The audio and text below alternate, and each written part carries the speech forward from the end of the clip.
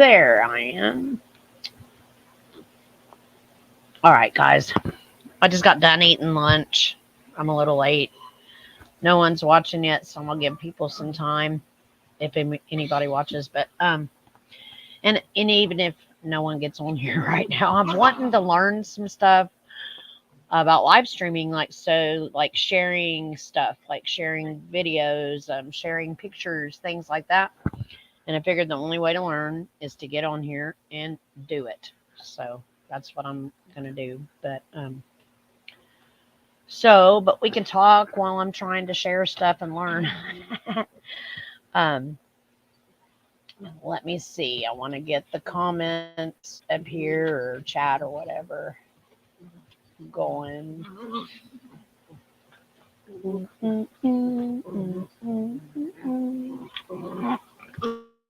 Come on, guys, don't play under my feet, please. My dog's playing under my feet. My granddaughter, the artist that drew the picture of Chili on the made him look like an egg. Thought that was funny. So I heard Chili got suspended for a week. I don't know the gentleman that did the video, but it was pretty daggone funny.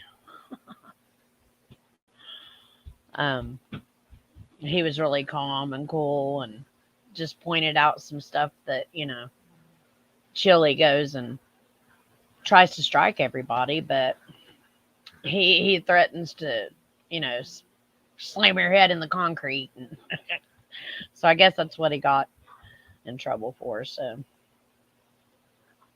whatever. And so there's that. Also, Wednesday, I'm going to do my second interview with Beth. I think that's going to be really nice. I've got like 6 or 7 questions already. And like I said, I want to ask her some other stuff. And I was wanting to kind of take it into maybe she has some ideas of things that we could do to where she was on the council. Maybe she might have some ideas of things that we could do in the community to help improve our police departments and stuff and our city officials, which, sometimes I feel like it's lost because all the rehabs that they own and how they target the poor and they do. Let's just be honest. They target the poor. Um, and then it keeps you in a cycle where you can't get out. It's hard. It's hard for people sometimes. So, um, yeah, you think it's funny? She's getting my feet. Ow! Be nice. Be nice. So I'm going to go on the Afterlife Files. I got it ready so I can share some information about this channel.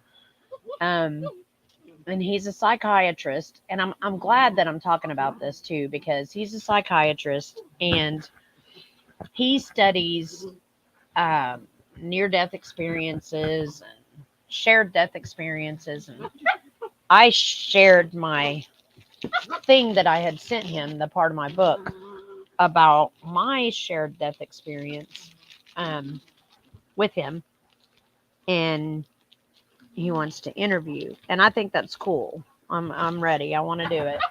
I want to get my story out because it changed me, like it changed me,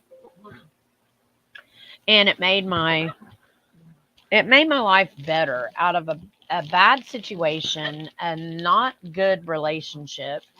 It changed me. Like it brought me to a knowing that there is a creator. You need to take her in the other room. And it brought me to a place of knowing that we are all connected and that we are connected to everything in this earth, everything in this universe. So it made me see life differently. And my friends and people that know me know that it changed me for the better. Something that could become the worst thing in someone's life changed me for the better.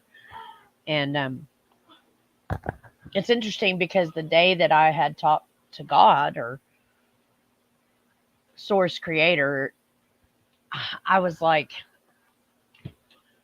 I felt all this energy and love. And as I told my story, that same energy and love people would pick up on. Dr. Taylor talks about that, how there's a frequency when you hear these stories that you connect to them when they're real, like when you know. Um, that's one of the things that is part of our intuition. Like when you know, you know. You know, you get a feeling, you get a heart frequency vibration from people when you're connected and you know their truth, right? And so I thought that was really cool. And the other things that he talks about that is similar to Mike's, he had an experience, and that's what got him into researching this. And it's awesome to me.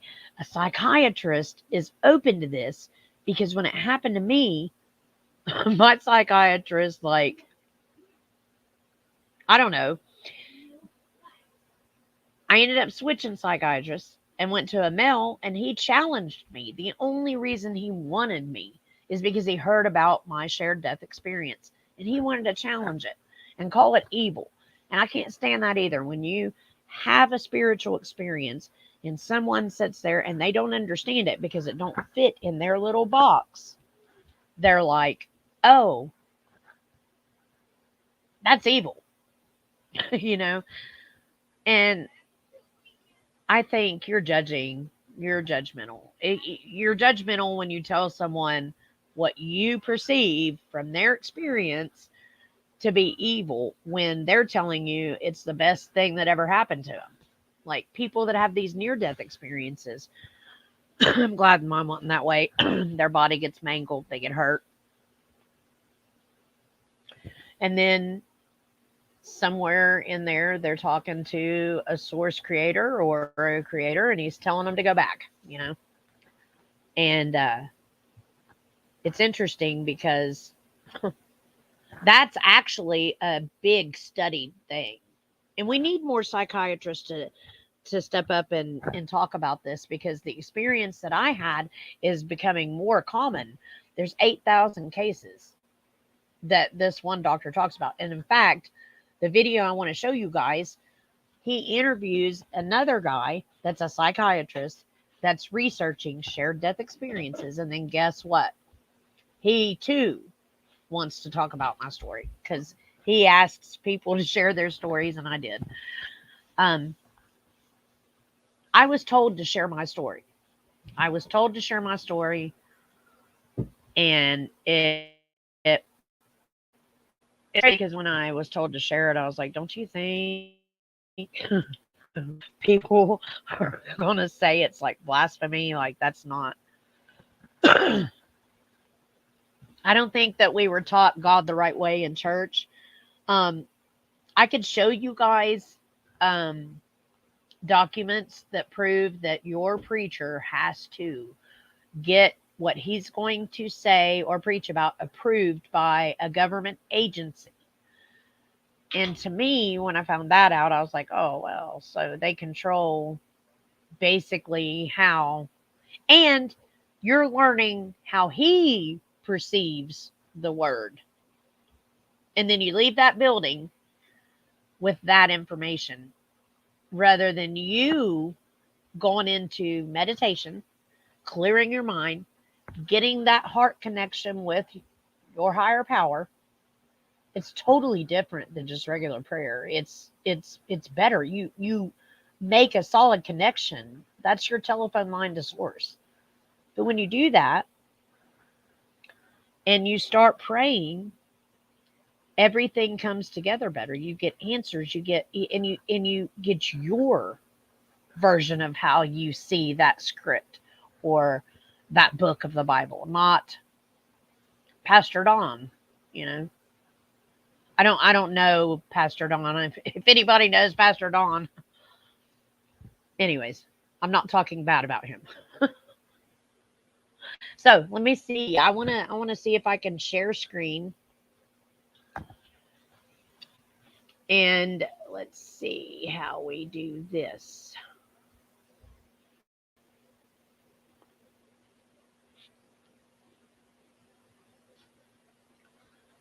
It works best on a good computer. And then I'm going to go to this tab. I got it open. Yes.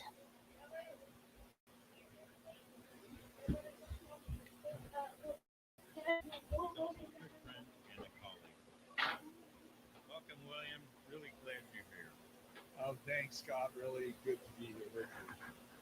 So, everybody, I finished reading this last night, and I have to tell you, William, I just so enjoyed this book. I haven't enjoyed a book like this for so long. Okay, guys, if you can let me know if you can see this. I think one of the important things that it did was it helped create a vocabulary around shared death experiences. And anybody who's had one or something like it, when they read this book, they'll go, I now have some words for what it is that happened to me. And I'm thinking about, this afternoon after we're done, going back and rewriting sections of my story, just so that I can incorporate some of the beautiful language that's in it. Lastly, though, what I think the real contribution is, in the world of near-death experiences, Ken Ring has written about the benign virus, which is when you write about death experiences, shared death experiences, the energy of that experience is there on the written page, and those of us that are sensitive are able to pick that up and be able to go and experience that, whatever's going on with that individual on the page. And I thank you so much for not editing these stories to death.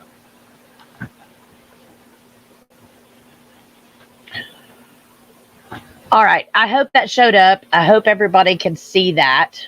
Um, I'm going on his channel next Wednesday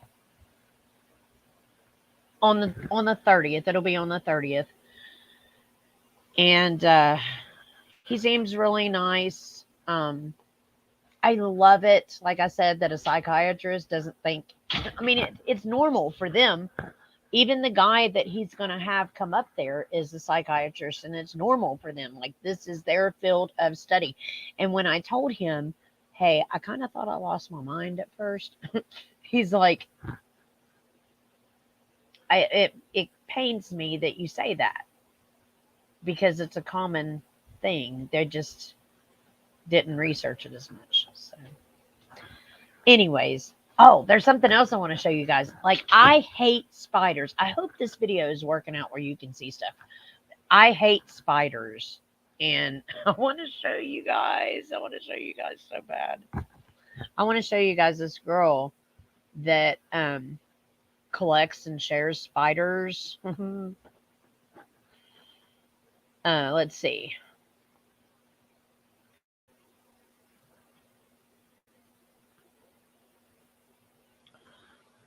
She is.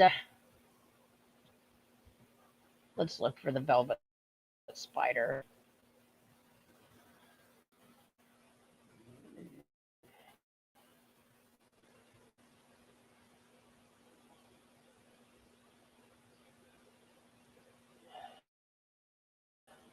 She's really awesome. I like her videos. Like, her content is really cool.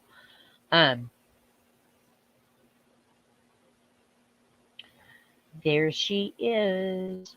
Her content is really cool. Ooh, look at that. Ah, velvet spider, that black, red, and but it looks like the spider that was on.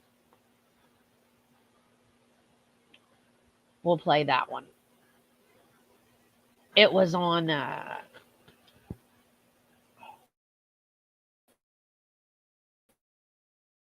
What was it? Charlotte Spider. I should have had her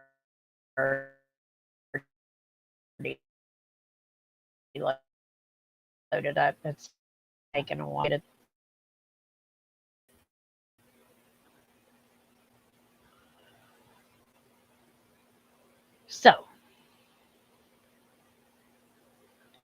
Let's see what I'm doing. Let's skip the ad.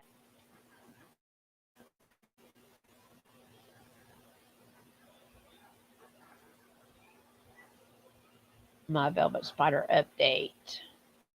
And she got the little plushie.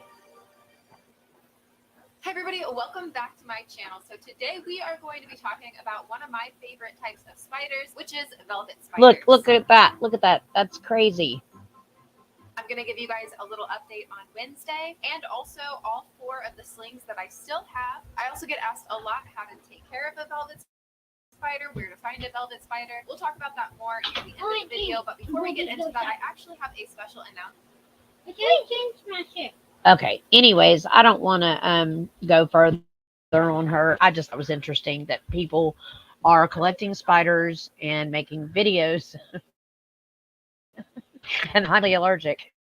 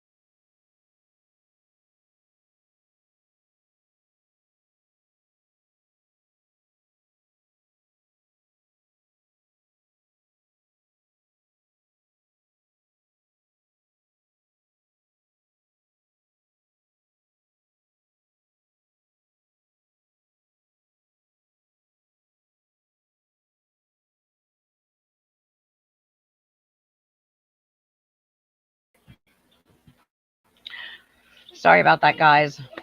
Which I only had a couple people watching, and I just wanted to do this video to see if I could learn some stuff on here. But my computer died. I forgot to plug it in, guys. That's so unprofessional. I'll get to see what I'm doing here in a minute.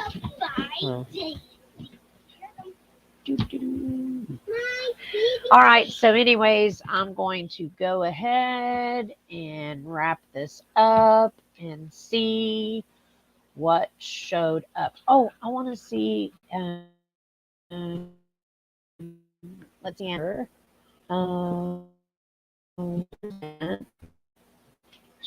Screen. Yeah, this video is mostly for me to play around and figure out this StreamYard crap because I do not know what I'm doing, and I want to try to present the best videos I possibly can for you guys. I want to learn to get better. I will take any criticism you all have. That's fine with me. I'm going to go to my favorite website, the Ascension Glossary.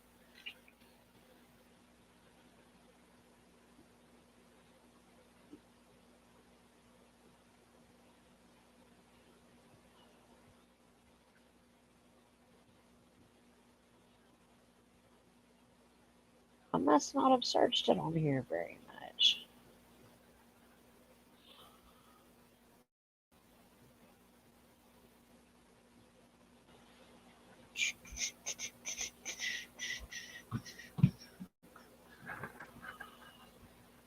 There it is. I think that's it. Main page. This is what I like to read off of when I do my videos and I'm reading these stories to you guys, and I'm always saying, hey,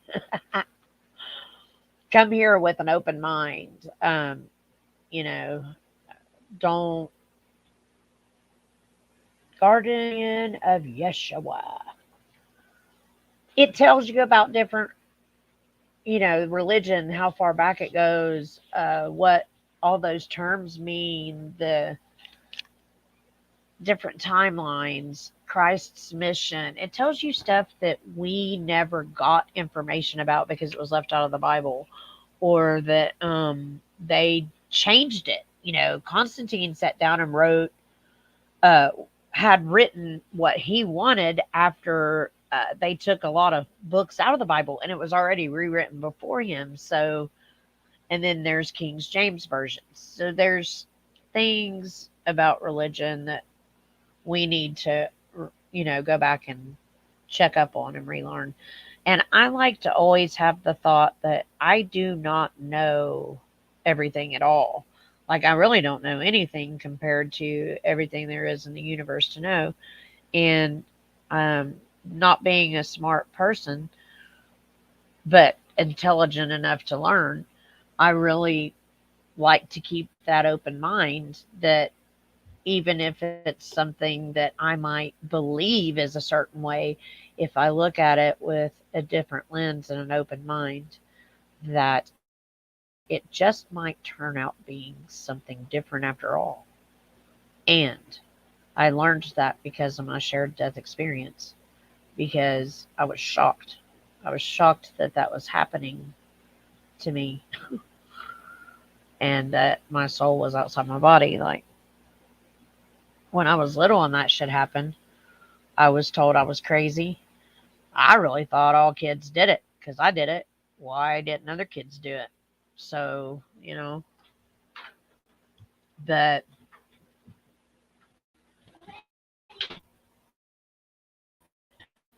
to not talk about it because I would be locked up in a mental institution. Um, well, a couple people jumped on and said institution. I wonder if people in an institution.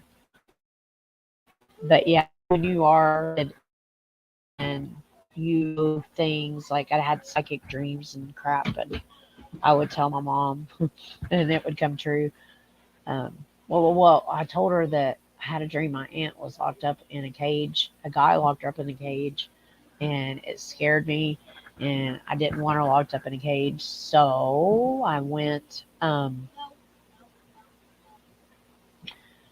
I went and told my mom. And mom was like, "Don't worry about it. It's just a dream." But then in the middle of the night, she got arrested for drinking and driving. So she was locked in a cage by a guy. Hello. Will I ever be able to lose 50 pounds? I mean, you got to work for it too.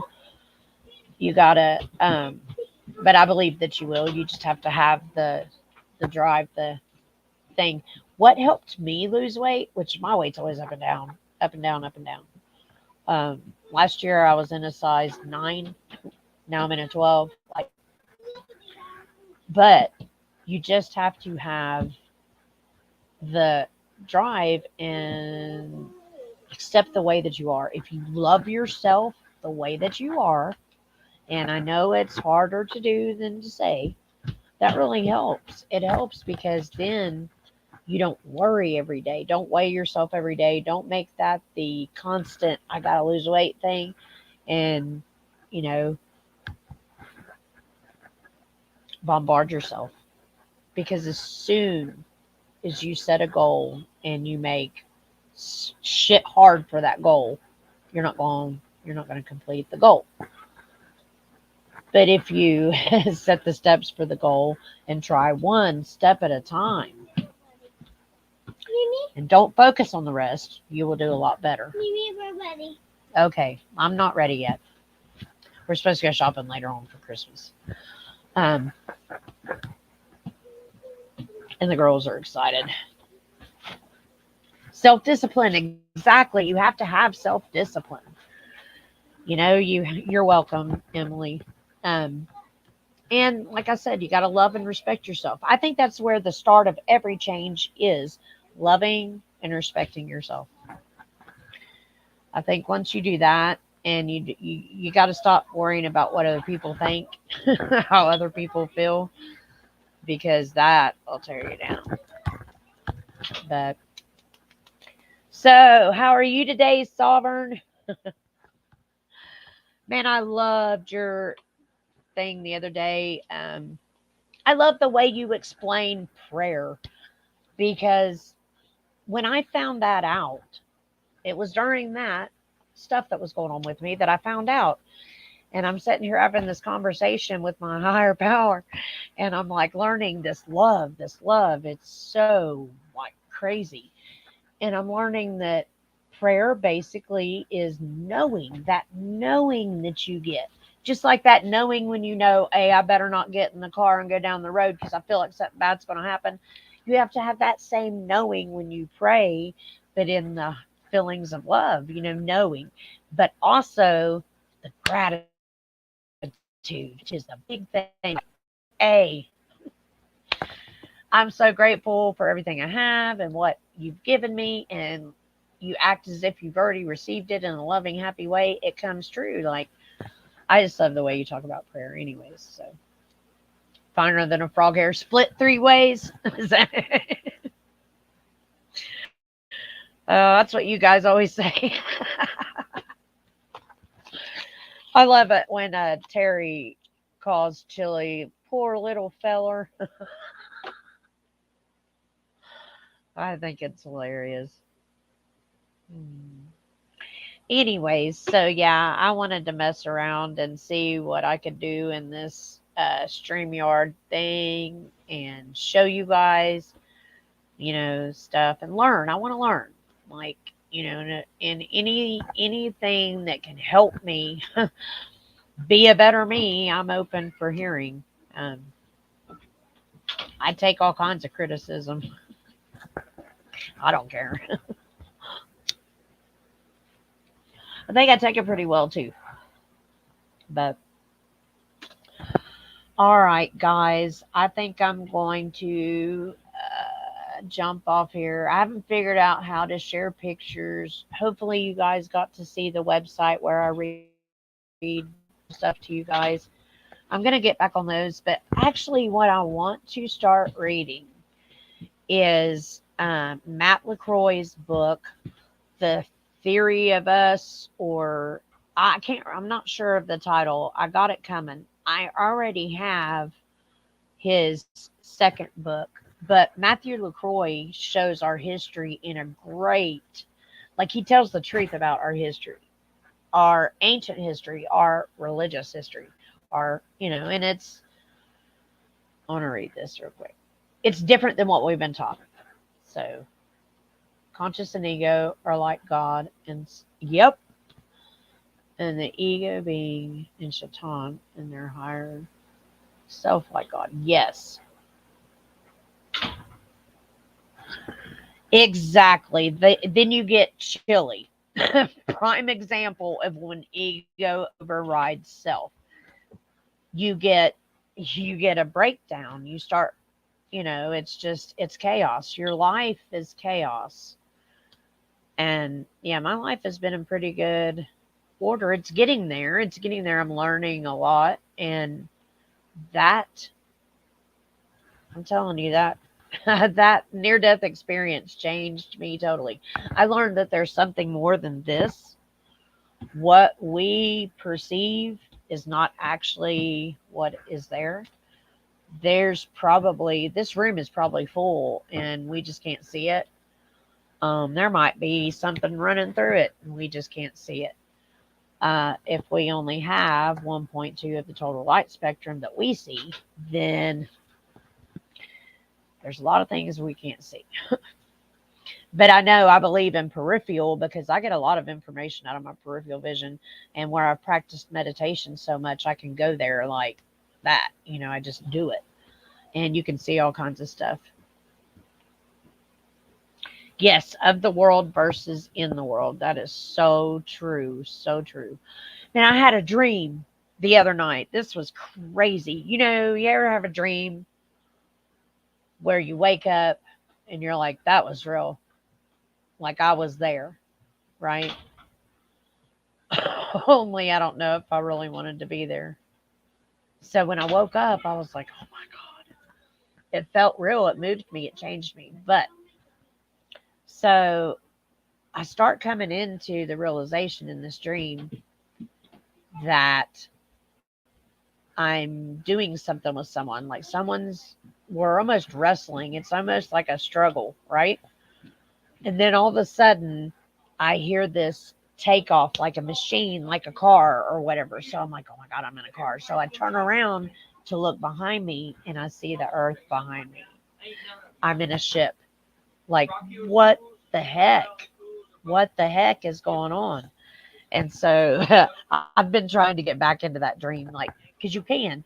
You just have to feel it, write stuff, you have to make sure that, you are in tune with the feelings that you were having there, basically, and that you visualize where you were and go back in the same dream. You can. It's called lucid dreaming. I do it all the time.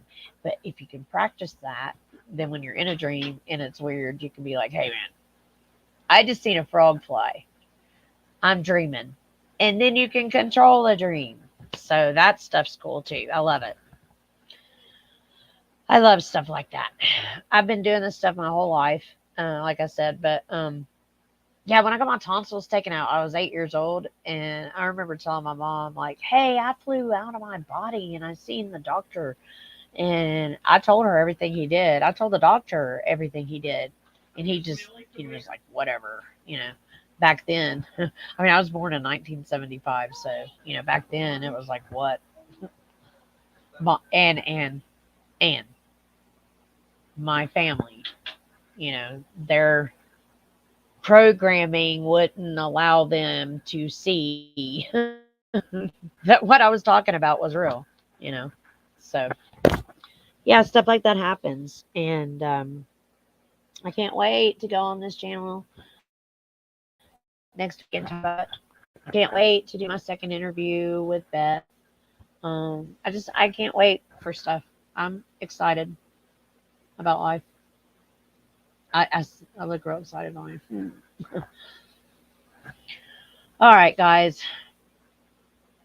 I got to mess around today. This was nice. Thank you, Sovereign, for showing up. And who is that other chick, Emily? I mean, I'm sure it says there's a couple people. There's somebody else I don't know, but what? They didn't, get in the chat, but whatever. Anyways, so thank you guys. Thank you. And I'm going to hop off here, go do some Christmas shopping. That sucks. I'm not happy about that. I'm not excited about that. Okay. And you guys have a good day.